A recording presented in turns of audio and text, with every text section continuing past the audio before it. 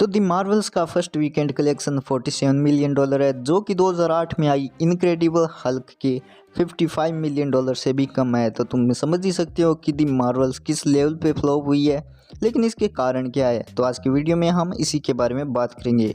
तो शुरू करते हैं नंबर 1 के साथ। तो ये है नॉट यूटिलाइजिंग स्टार पावर। तो देखो यारो, स्टार पावर वाला फंडा लगभग 50-50% पर काम करता है। यानी कि द रॉक की ब्लैक एडम भी फ्लॉप हो गई थी इतनी ज़्यादा स्टार पावर होने के बावजूद, लेकिन फिर भी कम से कम जो भी साधन हो अपने पास उसका यूटिलाइज तो करना ही चाहिए। लेकिन यहाँ पर मार्वल ने ब्री लार्सन और सैमुअल एल जैक्सन के दोनों कैरेक्टर को बिल्कुल साइड कैरेक्टर कर दिया। मतलब वो नहीं होते तो भी मूवी में क्या ही फ़र्क पड़ जाता, ऐसा लग रहा था। हाँ, इसमें कोई शक नहीं है कि कैप्टन मार्वल के बाद ब्री लार्सन को लोग काफ़ी ज़्यादा हेट कर रहे हैं, लेकिन फिर भी कम से कम अपने कैरेक्टर को बैक तो करना ही चाहिए था मार्वल को। लेकिन यहाँ पर कैप्टन मार्वल को पूरी तरह से साइड कैरेक्टर कर दिया गया, जो कि मेरे दिमाग से बाहर है बिल्कुल। Reason number 2, lack of experience. और यहाँ पर मैं किसके एक्सपीरियंस की बात कर रहा हूँ? हमारे डायरेक्टर निया डकोस्टा की। एंड तुम्हें जानकर हैरानी होगी कि दी मार्वल्स की डायरेक्टर निया डकोस्टा अपने आप में सबसे यंगेस्ट एमसीयू डायरेक्टर होने का ताज भी अपने सर पर सजा के रख दिया है। एंड उनका ये कम एक्सपीरियंस होना साफ साफ नज़र आ रहा था मूवी में। एक तो यार मूवी को इतना फास्ट कट कर दिया, उसके बावजूद मूवी बोरिंग लग रही थी। एंड एक्शन में तो साफ साफ पता चल रहा था कि उनको नहीं पता सुपर हीरो मूवीज़ का एक्शन किस प्रकार का होना चाहिए। मतलब एंड गेम से पहले का एक्शन देखो और इसका एक्शन देखो, या फिर तुम डीसी का ही एक्शन देख लो, मतलब सुपरमैन वर्सेस बैटमैन का, या सुपरमैन और जनरल जोड का। इसके अलावा सिविल वॉर का एक्शन, कैप्टन का, आयरन मैन का, सबका एक्शन कितना टॉप नॉच होता था। यहाँ पर तो बस ऐसे हाथ किया लाइट निकली, ऐसे हाथ किया लाइट निकली, ये कोई एक्शन थोड़ी होता है यार।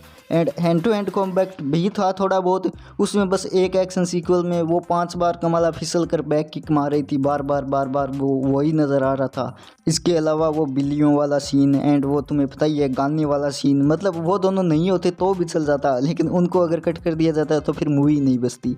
यानी कि इतनी छोटी मूवी होने के बावजूद इतने अननेसेसरी सीन थे जिनकी कोई ज़रूरत नहीं थी। रीज़न नंबर 3 हो सकता है not important for multiverse saga. तो तुमने अभी तक मूवी देख लिया तो तुम्हें भी समझ में आ गया होगा कि मल्टीवर्स सागा में इसका किसी भी मूवी के साथ कोई कनेक्शन नहीं होने वाला। सिर्फ एंड में जो क्रेडिट सीन आया था उसके अंदर एक्स मैन की हिंट देकर तुम पूरी मूवी को नहीं चला सकते। मूवी की इंपॉर्टेंस तो होनी ही चाहिए। अगर मूवी बुरी हो फिर भी कुछ ना कुछ कनेक्शन के कारण बंदे पहुंच जाते हैं देखने के लिए, लेकिन यहाँ पर कुछ भी नहीं था। अपने आप में ये एक स्टैंड अलोन मूवी थी एंड अगर अच्छी होती तो शायद बंदे देखने के लिए पहुंच भी जाते, लेकिन इतनी अच्छी थी नहीं तो कोई क्यों ही जाए सिर्फ पोस्ट क्रेडिट सीन देखने के लिए। Reason number 4, early negative reviews. तो तुम्हें भी पता ही होगा कि दी मार्वल्स के आने से पहले इसके बारे में सिर्फ नेगेटिव बातें ही हो रही थी।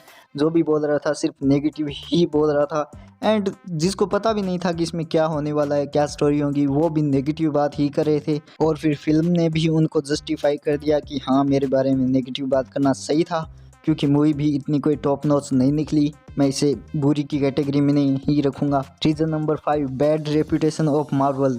तो देखो यार, मार्वल के जो कट्टर कोर फैन थे आजकल उनके मन में भी ये विचार आने स्टार्ट हो गए हैं कि मार्वल पहले की तरह नहीं रहा, तो फिर जनरल ऑडियंस तो क्यों ही देखने जाएगी अगर मूवी अच्छी नहीं है तो।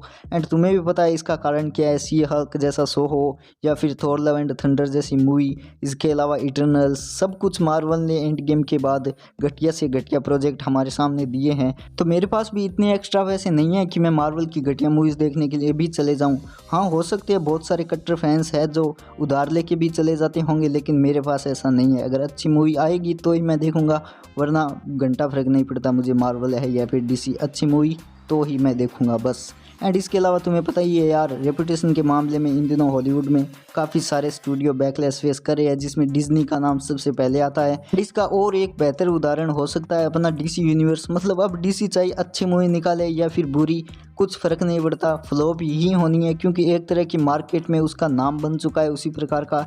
एंड अब कोई फ़र्क नहीं पड़ता, इसलिए डीसी को भी अपना सब कुछ चेंज करके नए सिरे से स्टार्ट करना पड़ा। मैं नहीं चाहता कि जिस तरह डीसी ने रिबूट किया वैसे मार्वल भी रिबूट करे। अब बहुत सारे लोगों को लग रहा है यार मार्वल क्यों रिबूट करेगा, तो देखो भाई, बात सिर्फ पैसों की है। अगर चाहे तुम्हारा नाम कितना ही बड़ा हो, अगर पिक्चरें पैसे ही नहीं कमाएगी तो नाम से क्या घंटा फर्क पड़ता है। अंततः बात तो पैसे की है। अगर पिक्चरें फ्लॉप पे फ्लॉप जाएगी तो फिर रीबूट वगैरह या कुछ बड़ा एक्शन तो लेना ही होगा। तो मार्वल को अपनी गलतियों से सीखने की बहुत ज़्यादा ज़रूरत है, वरना फिर डीसी वाला हाल हो जाएगा। बाकी तुम्हारा क्या मानना है इस बारे में कमेंट करके बता देना। एंड तुम्हें थोड़ा गुस्सा आया है, तुम कट्टर मार्वल फैन हो तो गाली भी दे देना चाहिए। बाकी वीडियो को लाइक और चैनल को सब्सक्राइब करते जाना। मिलते रहेंगे हम बार बार।